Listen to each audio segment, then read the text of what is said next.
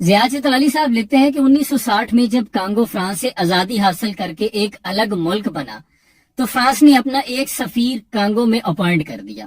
اب سفیر صاحب اپنے دفتری معاملات سے ایک روز فارغ ہو کر جنگل میں شکار کی غرض سے نکل گئے۔ سامنے سے انہوں نے ایک قبیلے کو آتے دیکھا، وہ جو ان کا ایک روایتی انداز ہوتا ہے، اور ڈھول تاشے بجاتے ہوئے انہوں نے آ کے سفیر صاحب کو گھیرے میں لے لیا۔ سفیر صاحب یہ گمان کر رہے تھے کہ شاید یہ لوگ میرے استقبال کو آئے ہیں، جبکہ وہ ایک آدم خور قبیلہ تھا۔ انہوں نے سفید چمڑی والا گوشت سمجھا، سفیر صاحب کو پکڑا اور اپنے قبیلے لے گئے، باندھ کر انہیں کاٹ کر پکایا اور کھا لیا۔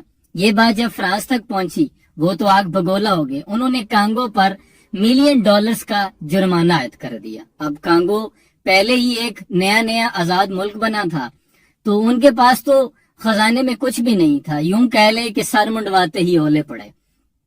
اب کانگو کو یہ بات سمجھ میں نہیں آ رہی تھی کہ یہ جرمانہ کہاں سے ادا کریں، لیکن ادھر سے بڑا پریشر بھی تھا۔ اب کانگو نے جیسے تیسے کر کے ایک خط لکھا۔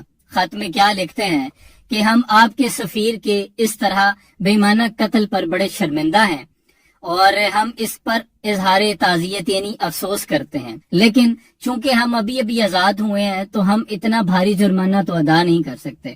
آپ ایسا کریں، کیونکہ ہمارے لوگوں نے آپ کا سفیر کھایا ہے، تو آپ جو ادھر ہمارا سفیر ہے آپ وہ سفیر کھا لیں، کہ چونکہ اسی تہاڈا سفیر کھا لیا، تسی انج کرو کہ گل مکاؤ تے تسی ساڈا سفیر کھا لو تے جرمانہ اسی نہیں دے سکتے۔ لہٰذا IMF کو یہ مشورہ ہے کہ پچھلے 75 سالوں میں آپ نے جو ہمیں قرضے دیے ہیں، ہماری جو حکمران جماعتیں آتی رہی ہیں، انہوں نے وہ تمام قرضے ہمیں تو دیے نہیں، انہوں نے باہر سوئس بینکوں میں آپ